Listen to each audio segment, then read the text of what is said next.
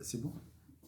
أعوذ بالله من الشيطان الرجيم بسم الله الرحمن الرحيم الحمد لله رب العالمين الرحمن الرحيم مالك يوم الدين إياك نعبد وإياك نستعين واهدنا الصراط المستقيم صراط الذين أنعمت عليهم غير المغضوب عليهم ولا الضالين آمين اللهم صل على سيدنا محمد وعلى آل سيدنا محمد كما صليت على سيدنا إبراهيم وعلى آل سيدنا إبراهيم وبارك على سيدنا محمد وعلى آل سيدنا محمد كما باركت على سيدنا إبراهيم وعلى آل سيدنا إبراهيم العالمين إنك حميد مجيد سبحان ربك رب العزة عما يصفون وسلام على المرسلين والحمد لله رب العالمين. Voilà, hier on a vu dans une séquence vidéo dans une leçon les racines du bon comportement. Donc les racines des bons caractères de Sayyidina Muhammad sallallahu alayhi wa sallam. C'est les racines des bons caractères en général se trouvent à l'intérieur, d'accord? Et bien sûr, quand on dit à l'intérieur, pour Sayyidina Muhammad sallallahu alayhi wa sallam, les bons caractères, non, en général aussi, les vertus émanent des vertus d'Allah Azza wa Jal. Sans la générosité d'Allah Azza wa Jal, la personne ne peut être généreux. يعني مكارم الأخلاق مصدرها هو القلب والسرائر الباطن. Donc c'est une faculté à l'intérieur. ملكة في النفس الأخلاق هي ملكة في النفس. Bien sûr, cette faculté émane de Dieu. Le prophète sallallahu alayhi wa sallam, on a parlé de l'environnement aussi, l'environnement. On a dit que les bons caractères sont innés, sont héréditaires. On a الأخلاق موروثة ومغروسة فينا, elle est enracinée en nous.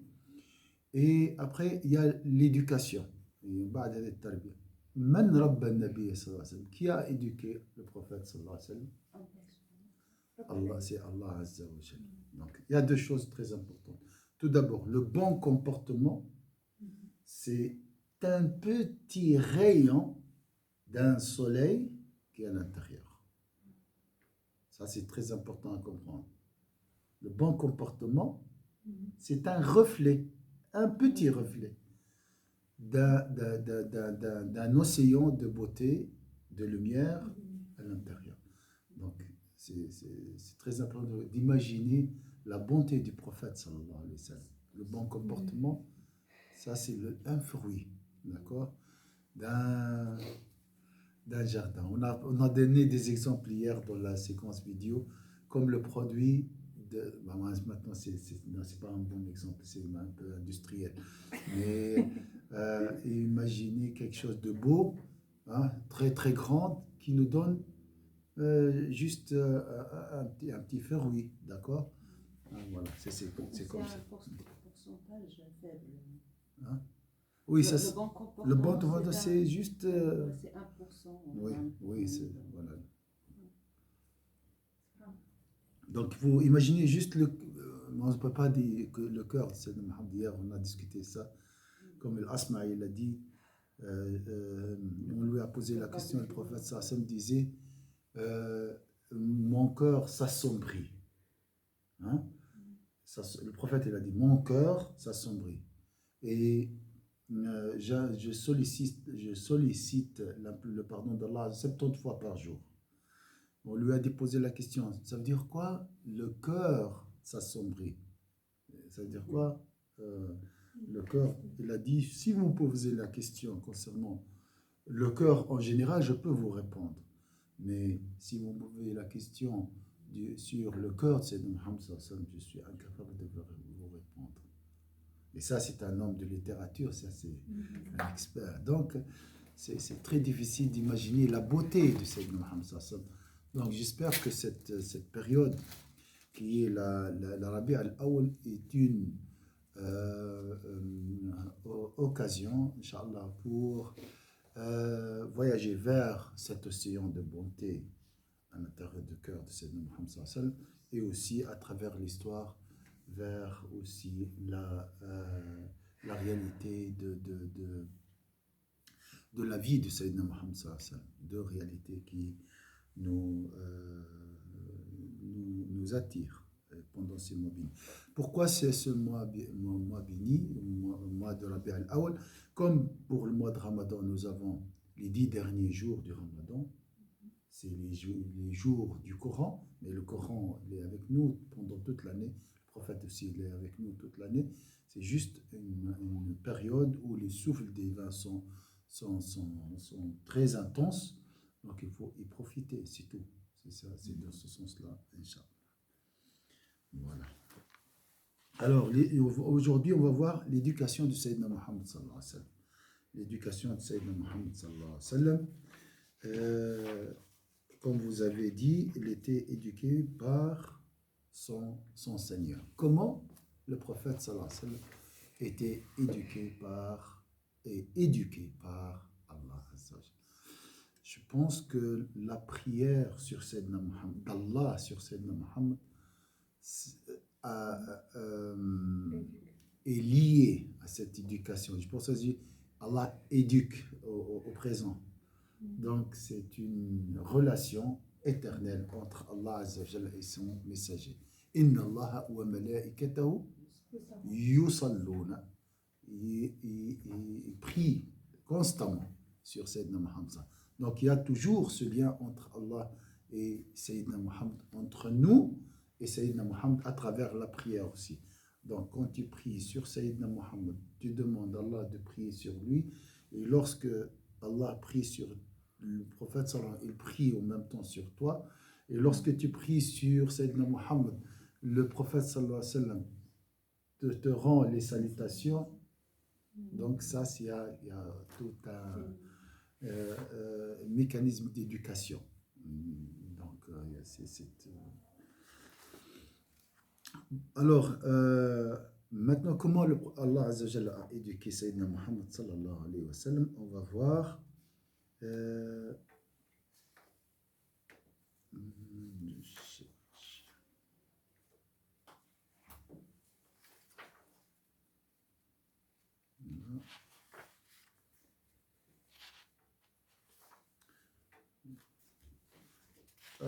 Comment connaître le prophète sallallahu alayhi wa sallam à travers la contemplation de ses bons caractères. Parler de ses bons caractères, essayer de l'imaginer devant toi, comment il marchait, comment il parlait, comment il était généreux, comment il était ascète. Alors, le chapitre, c'est page 19. Certaines de ces vertus rassemblées, ça c'est pas encore ça, non, pas ça, attention.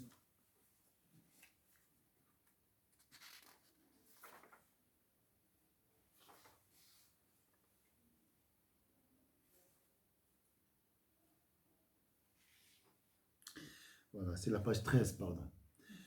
كان بيان تأديب الله تعالى حبيبه وصفيه محمد صلى الله عليه وسلم. Donc on a vu le prophète sallallahu alayhi wa sallam à l'introduction aussi. Allah, c'est Allah qui a éduqué Sayyidina Muhammad sallallahu alayhi wa sallam. Ensuite, il l'a choisi comme élu. On a donné pour Allah l'exemple sublime, c'est comme un père de famille, une mère de famille qui éduque ses enfants et choisit un comme le privilégié ou le meilleur, d'accord, ou l'exemple ou le modèle pour les autres. Voilà. Salam alaikum.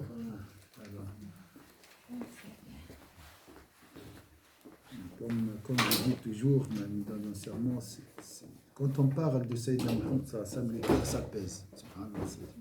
Ça, c'est miraculeux. Chaque fois, hein, tu parles de Sayyidina Muhammad, et Mujahid, il a dit, les cœurs s'apaisent par l'invocation d'Allah. Il a dit, les cœurs, ça veut dire ici, s'apaisent par l'évocation de Sayyidina Muhammad. Donc, l'invocation d'Allah, c'est aussi l'invocation de Sayyidina Muhammad.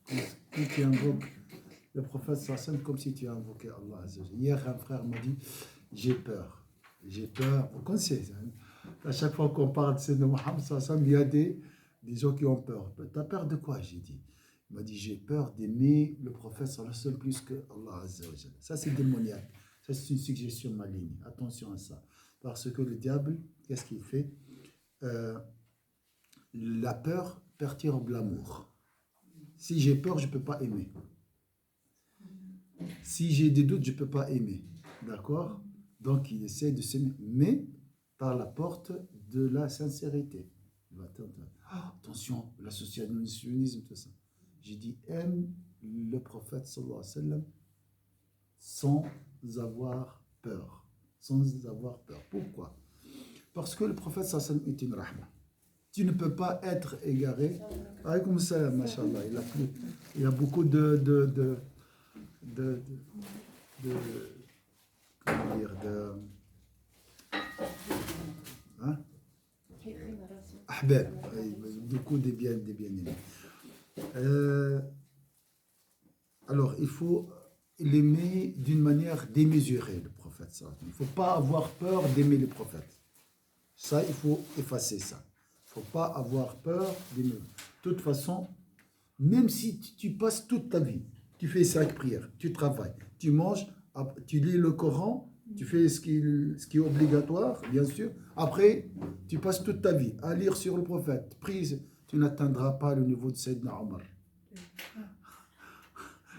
Vous êtes d'accord? Tu ne vas pas aimer Allah, le prophète, comme Sayyidina Omar. Jamais. Je ne peux pas vous juger, hein, mais je parle de moi-même.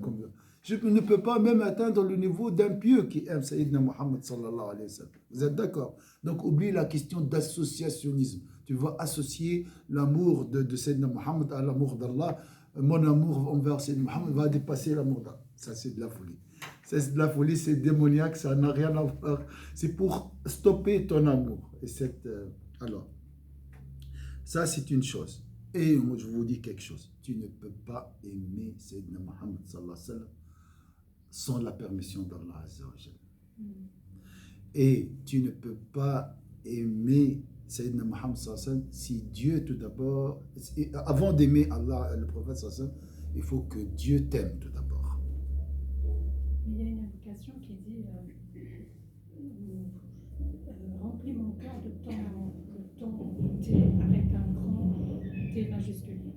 C'est de l'amour d'Allah, de ton amour avec un grand T majuscule et de l'amour du prophète. Enfin, après, on peut ajouter aussi de l'amour du prophète. En fait, c'est comme tu as dit tout à l'heure, ça découle. C'est-à-dire, c'est pas de l'association, c'est comme ça et comme ça en fait. Et puis pour atteindre Allah, on passe par le prophète. On ne les met pas à côté. Normalement, on ne doit pas discuter ça. Il n'y a pas de philosophie ici. Amour. J'aime Sayyidina Muhammad, j'aime. J'ai pas besoin même d'argumenter. J'aime le prophète parce que... Vous êtes d'accord? Mais maintenant, malheureusement, voilà, c'est ces discussions. Moi, ça m'avait posé un problème. Enfin, j'ai eu une question. Puis après, je ne les ai pas mis à côté. Je les ai mis un sur un et moi, et nous là-bas. L'amour du prophète sallallahu alayhi wa sallam, c'est le centre de l'amour d'Allah. Pourquoi? قالوا محبوب المحبوب محبوب محبوب المحبوب محبوب. Le bien-aimé du bien-aimé est bien-aimé. Voilà. Vous êtes d'accord? Donc j'aime le prophète parce que c'est le bien-aimé d'Allah Azza wa Jal. D'accord? Alors, je vous donne la règle. Il y a une chose qu'on ne doit pas dire sur le prophète sallallahu alayhi wa sallam. Et le reste, tu peux dire ce que tu veux. Il y a une seule chose qu'on ne doit pas l'attribuer au prophète sallallahu alayhi wa sallam. Ensuite, tu peux dire la meilleure créature d'Allah, c'est le Seigneur, le maître des fils d'Adam. D'accord, c'est mon bien-aimé. Dis ce que tu veux après. D'accord? L'homme le plus généreux dit et parle comme tu veux. Il y a une seule chose qu'il ne faut pas dire, c'est quoi?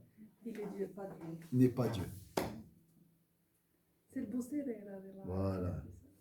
Donc il a dit, il ne faut pas دع ما قالته النصارى في نبيهم وانسب إليه ما شئت من شيمي ولا خلي بركة ما تقولش ما قالت النصارى في نبيهم في عيسى عليه السلام. D'accord? Parce que chez les chrétiens, j'ai posé la question. Dans l'existence, Jésus, il représente quoi pour vous? Il m'a dit, c'est lui qui a participé à la création. Pas seulement il était créé ou bien, non, il a participé à cette création. Donc, ça c'est juste juste une petite remarque. Donc, il ne faut pas juste dire que le prophète, mais tu ne peux pas tomber dans l'association, mais il ne faut pas avoir peur. Parce que jamais tu arrives au niveau de Sayyidina Omar, ce n'est pas le niveau de Sayyidina Abu Bakr, c'est un niveau encore plus haut. Hein, d'aimer le prophète plus que ta personne. Ça, tu n'arriveras jamais à ce niveau-là. D'accord? Voilà, c'est juste une petite introduction. Alors, comment le prophète sallallahu alayhi wa sallam était éduqué par Allah azza wa jal? Voilà, la logique.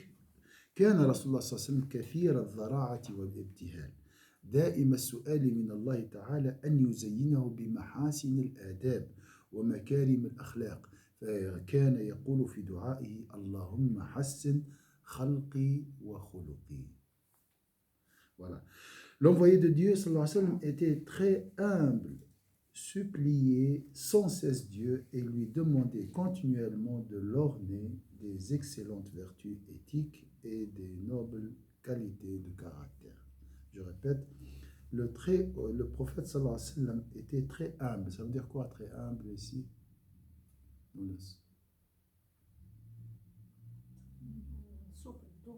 Voilà, était très soumis à Allah azza wa jalla. Voilà, supplier sans cesse Dieu et lui demander continuellement de l'orner des excellentes vertus éthiques et des nobles qualités de caractère. Il disait dans son invocation, ô mon Dieu, embellis ma nature externe et interne. Vous êtes d'accord? Ça c'était le dua du prophète sallallahu alayhi wa sallam. Allahumma hassin khalqi wa khuluqi. ويقول اللهم جنبني منكرات الأخلاق اللهم جنبني منكرات الأخلاق. Il disait dans son invocation, ô mon Dieu, embellis ma nature externe et interne, et ô mon Dieu, écarte de moi les mauvaises qualités de caractère. Ô Allah, écarte de moi les mauvaises qualités de caractère. Ça, c'est deux doigts qui peuvent nous aider à acquérir le bon caractère. D'accord? Qui peut me donner la suite du mécanisme de l'éducation du prophète, sallallahu alayhi wa sallam, si je peux dire comme ça. D'accord? Le prophète, il a fait le doigt. Après?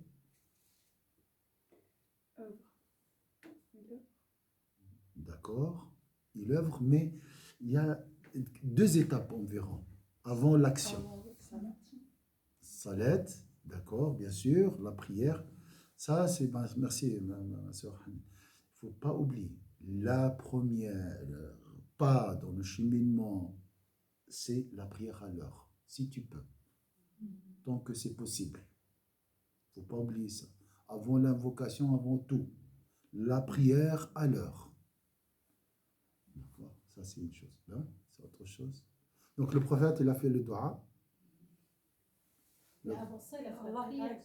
Voilà, Dieu exauce sa demande. Il a fait la vocation avant la prière. Non, la prière, bien sûr, il priait le prophète ça. Mais il a fait le dua et il a insisté. Donc son dua est exaucé. Le prophète sallallahu alayhi wa sallam, son dua est exaucé. فاستجاب له الله تعالى. Pourquoi Allah a exaucé sa demande? C'est le plus proche déjà. فإني قريب. Et le prophète est très proche d'Allah Azza wa Jal. Il est sincère. Et Allah nous a promis فادعوني أستجب لكم.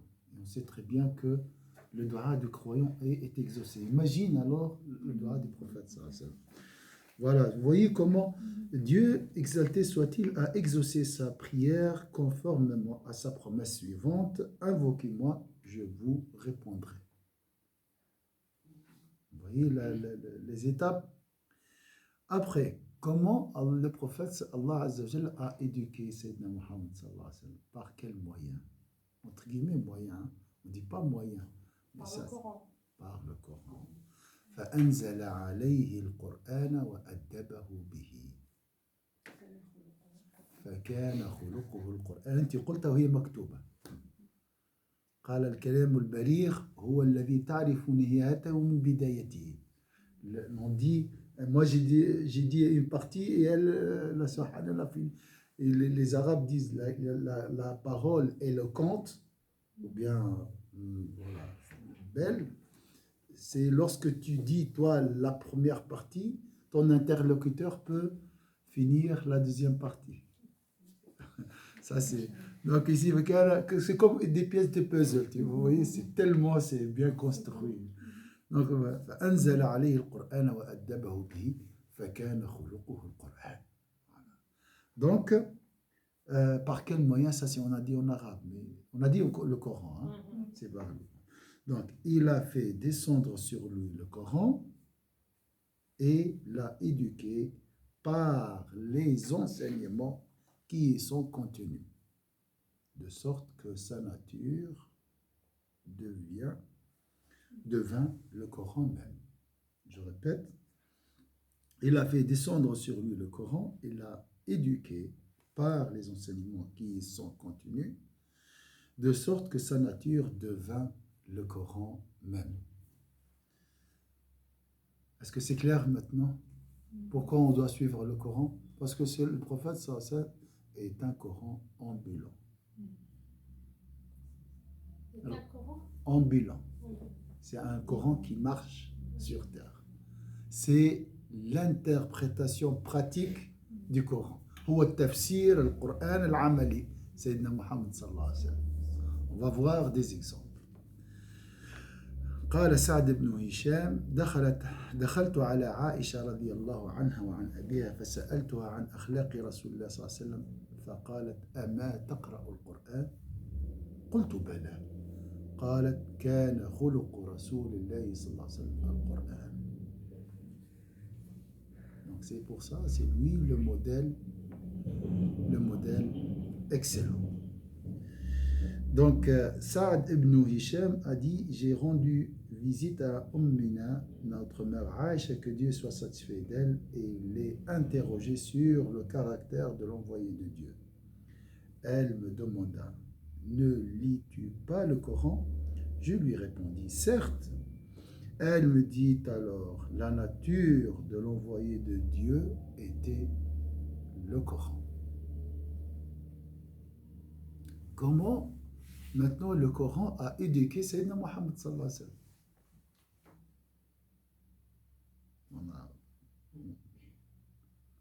Comment il était éduqué par le Coran? Il a aimé en tant que parole de Dieu. Ça, c'est très important, aimer le Coran, ça facilite. Oui.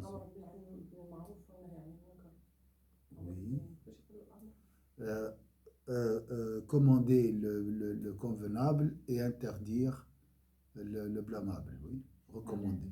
À l'intermédiaire de l'ange Gabriel.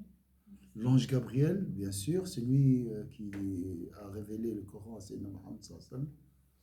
C'est son éducateur. Je pense que c'est grâce à l'amour sincère qu'il a. L'amour, bien sûr. C'est des conditions, tout ça. Ouais. Sayyidina Jibril, c'est le moyen. La foi, on a Avec l'exemple des prophètes et tout. Hein? En donnant des exemples sur les... Oui, les modèles des prophètes, ça c'est juste. La mise en pratique des versets, exactement. Quel verset?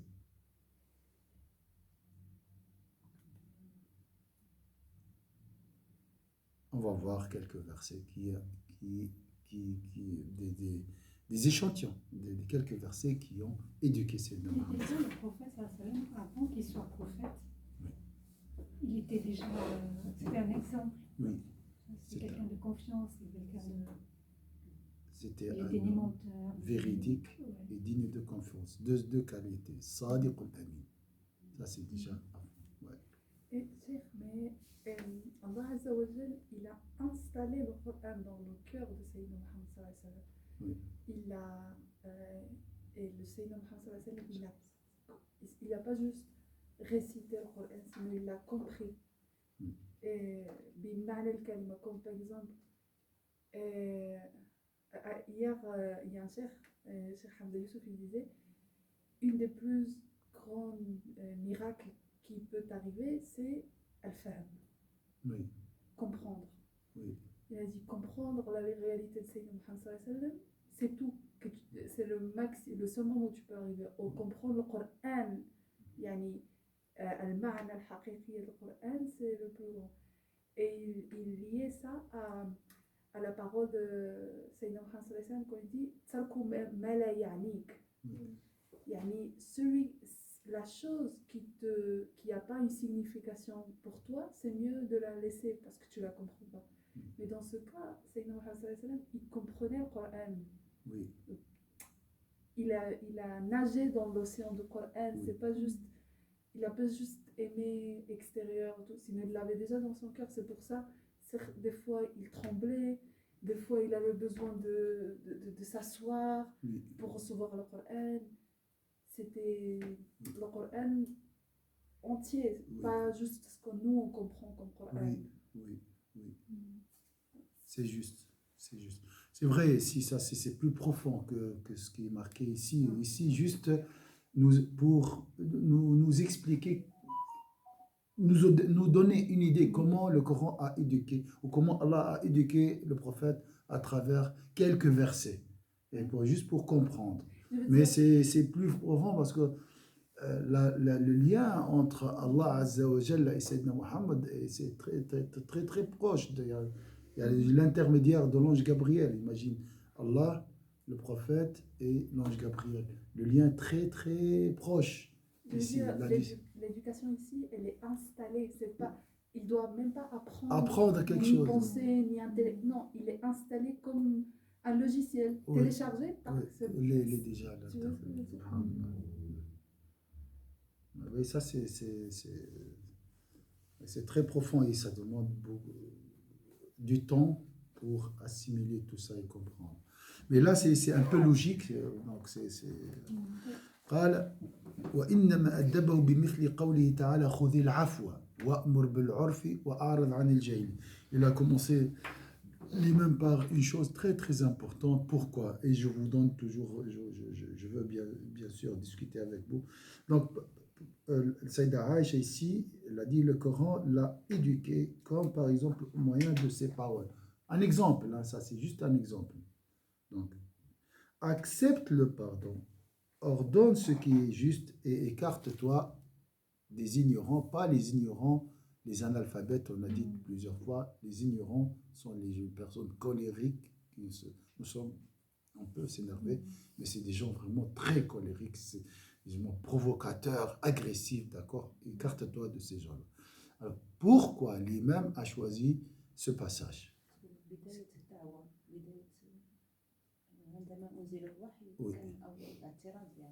Oui, l'agression des Qurayshites, c'est juste. Oui. Tu peux répéter. Alors, c'est quelle sourate? Alors, ça c'est Surat Al-A'raf 199. Et pourquoi Sayyida Aïcha a choisi ce passage? Pourquoi elle a commencé par ça? Elle a dit accepte le pardon, ordonne ce qui est juste et écarte-toi des ignorants. Ça te prépare déjà le bon chemin. Voilà, ça te met dans le cheminement de l'élévation morale. Oui. Et l'ignorant, il est pris par ses émotions. Et quand tu es pris par tes émotions, c'est Shaitan c'est lui qui te dirige. Oui. Donc, c'est difficile. Tu ne peux pas discuter. Par exemple, quand quelqu'un est colérique, il vaut mieux que la colère passe parce qu'on ne peut pas. Oui. Oui. Et l'ignorance, c'est la passion en fait, c'est d'être pris par ses passions, et les passions, c'est Shaitan qui prend, et là tu récupères. Oui. C'est très bien. Oui. Pourquoi aussi? Le pardon, c'est la porte. Le pardon, c'est la porte, tu nettoies ton cœur. Purifie le cœur. Le pardon purifie le cœur. Purifie le cœur. Beaucoup de maladies physiques. Beaucoup de maladies physiques sont à cause de la rancune. Comme cause, la rancune, la haine. Donc la haine détruit le cœur, la rancune détruit le cœur et le corps. Si le cœur est détruit, le cœur suit. Donc, on peut se soigner par le pardon. Ça, ça n'a rien à voir avec le hadith du prophète. On parle d'autre chose ici. Mais aussi, spirituellement, tu ne peux pas t'élever avant de pardonner. L'animosité, le prophète, il l'a comparé à une coiffeuse, al-haliqa. Il a dit une coiffeuse qui coupe la foi du cœur. D'accord? On prie et tout. Mais s'il y a l'animosité entre nous, s'il n'y a pas de pardon, comme si notre prière est tiède. D'accord? Donc ça, et pourquoi aussi il a commencé par le pardon et ne pas répondre aux provocateurs? Une chose très très importante. Le prophète, je vous donne un indice, le prophète était envoyé pour parachever le bon caractère. Avant l'islam, un autre indice. Avant l'islam, les Arabes, comment ils vivaient? C'était la période pré-islamique caractérisée par l'ignorance dans le sens, les conflits, la tuerie, les guerres. Donc la guerre entre l'Aws et le Khazraj a duré 120 ans. La rancune, la vengeance, surtout la vengeance. Voilà. Donc l'antonyme de la vengeance, c'est le pardon. C'est ça la force de Sayyidina Muhammad sallallahu alayhi wa sallam. Aujourd'hui, voilà, ce qui nous manque, c'est la présence morale de Sayyidina Muhammad sallallahu alayhi wa sallam. Le chef n'est pas là. La présence du chef est très importante. Celui qui rassemble, d'accord, grâce à son bon caractère, grâce à son aura. Donc il n'est pas là parce que c'est pour ça les guerres entre nous, l'animosité, chacun fait ce qu'il veut, la perdition, d'accord, d'accord, c'est ça. Donc un troupeau sans berger. Mais même dans la justice, on parle du pardon. Cette notion de pardon, oui, si elle est sincère, elle peut diminuer ta peine. Oui, bien sûr. Et puis maintenant, même je crois dans la médiation, on avait vu qu'il y a quelque chose qui se met en place aussi, c'est que la victime et l'agresseur, par l'intermédiaire d'un médiateur, peuvent se rencontrer. C'est pour enlever la peur et demander un pardon en fait, un pardon mutuel. C'est très important pour continuer dans la suite. Le pardon est lié aussi à la question de la destinée, le destin. Destin. Oui, parce que on dit si le soldat du sultan t'a frappé, en réalité c'est le sultan qui t'a frappé. Si quelqu'un m'a fait du mal, en réalité c'est le destin. C'est une épreuve d'Allah. Il ne peut pas faire ce mal sans la permission de Dieu. Donc il y a une sagesse derrière, il y a une justice, parce que peut-être j'ai fait du mal à quelqu'un d'autre. Donc il faut pardonner. La personne, elle est pour rien là. D'accord? Dans ce monde-là où on vit, c'est difficile. C'est pas que c'est difficile, mais on peut pas. Enfin, moi, il me semble qu'on peut pas toujours raisonner comme ça, parce que s'il y a de l'injustice, en haut, tu acceptes peut-être ce châtiment. Enfin, je sais pas comment on peut l'accepter, mais aussi, je pense qu'il faut aussi combattre l'injustice. C'est difficile. Repousser l'injustice et pardonner l'injuste. Rétablir la justice. Essayer, parce que c'est très difficile. C'est difficile. On essaie. Donc combattre l'injustice et pardonner à l'injuste. Ouais. Parce que, ouais. En plus, des fois, quand on parle de ça, on pense à des choses, la société, le gouvernement, des choses grandes. Il faut juste dans notre vie, si on arrive déjà à le faire dans notre vie normale. Oui, je parle ici vraiment dans... Mais même dans notre vie normale, si par exemple, voilà, tu as subi une injustice et que c'est injuste, répare-la et accepte et fais ton pardon. Accepte. Donc il faut faire la part des choses. Exactement, il faut toujours bien faire la part des choses. C'est comme l'être humain, tu ne le détestes pas, toujours partir de là, mais ne pas aimer ce qu'il fait, mais ne pas aimer la personne. Toujours bien faire séparer la part des choses. Mais la justice, on doit la plus calmement, on doit la remettre à l'ordre du jour. Rétablir la justice. Inna Allah ya'muru bil adli wal ihsan. Faire ce qu'on doit faire, et puis Oui. si l'autre partie elle accepte, tant mieux. Si elle accepte pas, tu dis Alhamdulillah, j'ai fait ce que j'ai pu, Dieu accepte. C'est toi le plus grand pardonneur pour finir. Et ça, c'est la première chose dans l'éducation spirituelle. Tu ne Comme peux quand pas on avoir dit- un bon comportement avant de pardonner. Tu تقدرش تصل إلى الأنوار الأخلاق النبوية قبل أن تطرد من قلبك كل ما هو غيظ وكره وحقد وحسد. Donc ça, c'est très important. C'est comme la condition. Accepte le pardon, ordonne ce qui est juste et écarte-toi des ignorants. Donc pardonne et aussi ordonne ce qui est juste, hein, la justice aussi. Hein. Mais il ne faut pas que l'instauration de la justice se transforme en une vengeance. Ah, c'est ça aussi. مش باش ينشر العدل ينتقم ويثأر لنفسه ما عملنا حد شيء ولا غير في وقوله تعالى إن الله يأمر بالعدل والإحسان وإيتاء ذي القربى وينهى عن الفحشاء والمنكر والبغي. Et aussi, et certes, Dieu ordonne la justice, la bienfaisance et l'aide aux proches. Il interdit la turpitude, les actes répréhensibles et la rébellion. Le prophète, il a fait trois doigts de vocation pour nous. Deux, ils étaient exaucés, une n'était pas exaucée. Laquelle qui n'était pas exaucée? قال وألا تجعل بطشهم بينهم شديد. Elle n'était pas exaucée. Pourquoi? Les conflits entre nous sont très très féroces.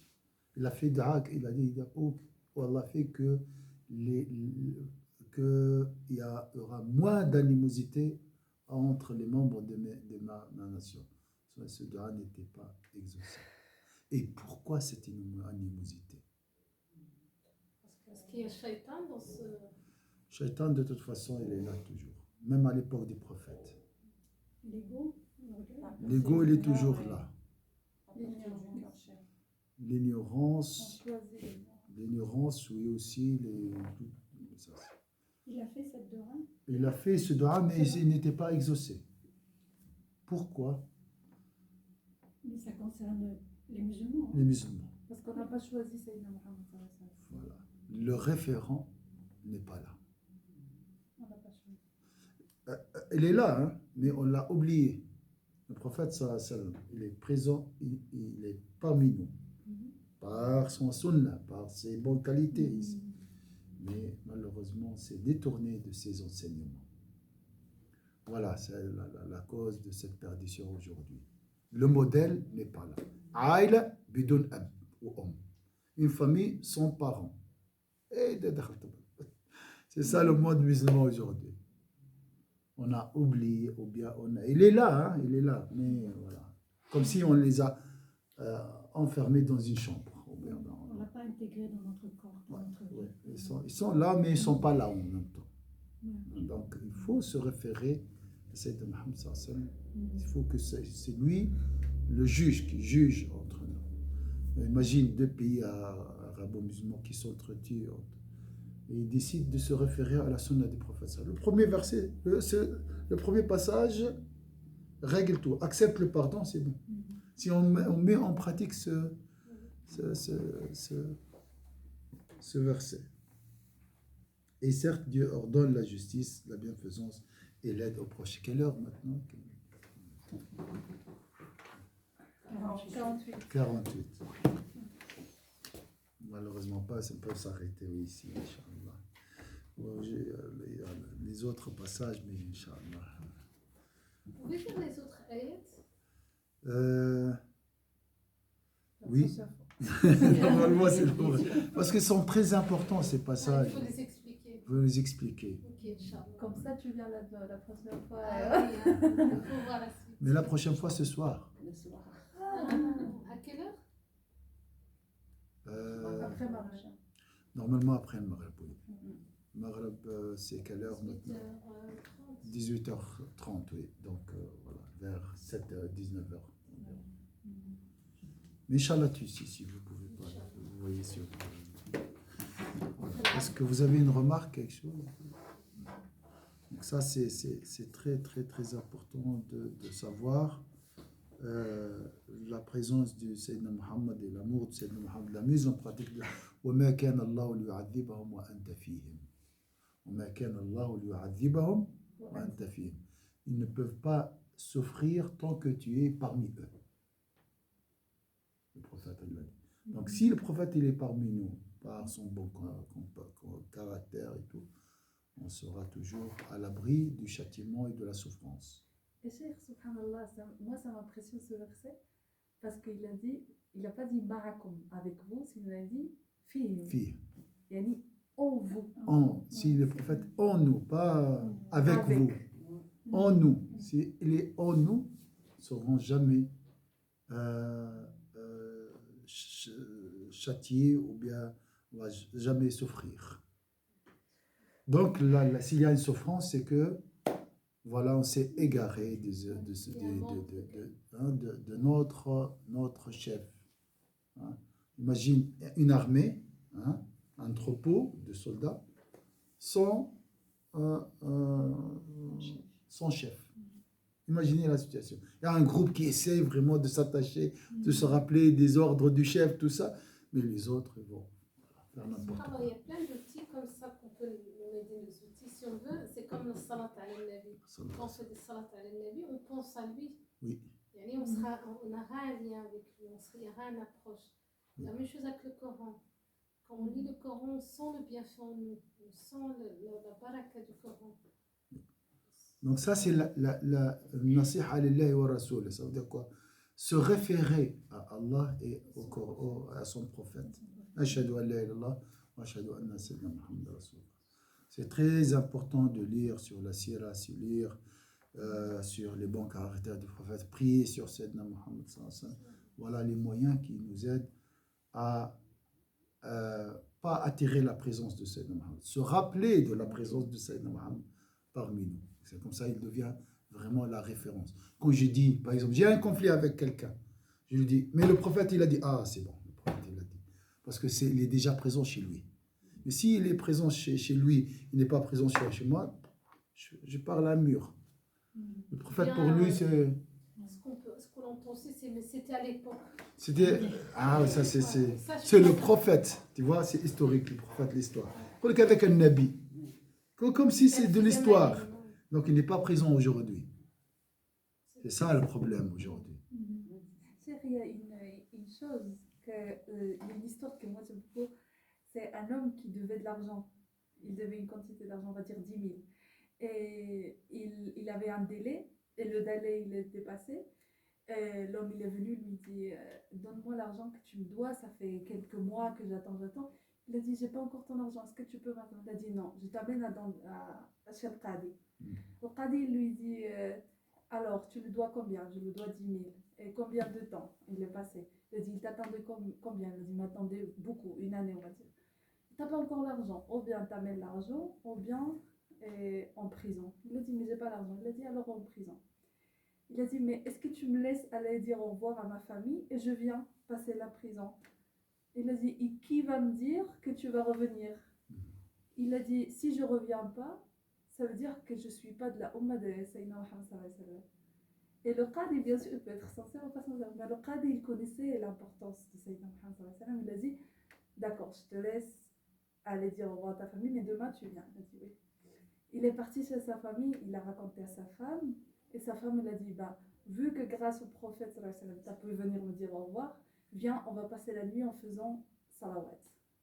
Ils ont passé faire la nuit salawat et ils sont endormis. Le lendemain, il va chez le Qadi, il lui dit voilà, je suis là. Il a dit Bibarakatika, grâce à ta baraka, j'ai vu le prophète sallallahu alayhi wa sallam ce soir et il m'a dit que je prends mon Bayt al-Mal, 10 000 et je paye ta dette. Mais en plus, je te donne cette quantité d'argent. Après, quand il allait chez l'autre monsieur pour lui donner son argent, il me dit non, je ne prends pas ton argent, j'ai vu le prophète sallallahu alayhi wa sallam et il m'a dit de ne pas accepter ton argent et je te redonne le prophète. Donc, subhanallah, il y avait le jour d'avant, chacun voulait sa partie et le prophète, il a uni tout le monde, juste, subhanallah. Et ça, c'est une histoire réelle. Hein, Oui. Il y a beaucoup d'histoires comme ça. Parce que le prophète est là, il est présent chez les deux parties. D'accord? Donc il y a l'écho, quand tu dis le prophète comme référence. S'il y a un conflit conjugal et les deux se réfèrent à Sayyidina Muhammad, mais pas la référence juridique, d'accord? La texte. Moi je dis, le prophète sallallahu alayhi wa sallam tranchera entre nous. Ah, c'est fini là. Tout d'abord le pardon, je vais pardonner parce que le prophète il est là. Donc la présence de Sayyidina Muhammad dans notre vie réglera beaucoup de problèmes, réglera tout en fait, parce que c'est lui la référence. Et on n'a pas besoin oui, on a besoin de le voir, bien sûr, mais il suffit juste l'imaginer. Si j'ai un conflit, je dis, si le prophète il était là, il dira quoi? Il me dira quoi dans ce conflit entre moi et ma femme? Juste comme ça, l'imaginer. Hein. Je vais trouver le décret du prophète. Il va dire quoi? Une fois, je vous ai raconté ça, cette histoire. Il y avait une sœur, elle m'a dit, demain, j'ai le tribunal, c'est pour une question de divorce, et je peux faire souffrir mon ex. Hein, mon ex. Je peux le laisser traîner dans les tribunaux et tout, parce que la loi, il peut le... Je fais quoi? Elle m'a dit. Et elle m'a dit, les gens me conseillent, même l'avocat, peut-être, je ne sais pas quoi, parce que c'est comme ça maintenant. Je lui ai dit, réfère-toi au prophète sallallahu alayhi wa sallam. Imagine le prophète demain sera présent au tribunal. Tu vas dire quoi devant le juge? La règle m'a envoyé un message, m'a dit, si le prophète était avec moi, hein, avant, s'il était avant avec moi, je n'ai pas dû divorcer. J'arrive pas à cette situation. Donc elle a tout compris. C'est ça. Si le prophète était avec nous, on n'arrivera jamais à cette situation. On a oublié la présence morale de Sayyidina Muhammad. Et ça, l'importance de la naissance, c'est un renouveau, une renaissance du prophète à l'intérieur de nous. C'est comme quand il dit voilà. Ça aussi, c'est... Oui. Mais le prophète, c'est le modèle de ce pardon. Le prophète, c'est comme on l'a dit, le Coran appliqué. Voilà, c'est ça la force. Et il suffit juste de l'imaginer. Et aussi, pour malheureusement, maintenant, connaître un aspect. On connaît le Coran, on lit le Coran, mais on n'applique pas. Oui. C'est pour ça qu'on est dans des situations, beaucoup de situations de conflit, hein, les musulmans entre eux. Oui. Mais tu sais, même dans les normes normales, juridiquement, il existe les normes, oui. Mais il existe l'applicabilité des normes. Oui. Qu'une norme qui existe, c'est pas suffisant pour qu'elle soit applicable.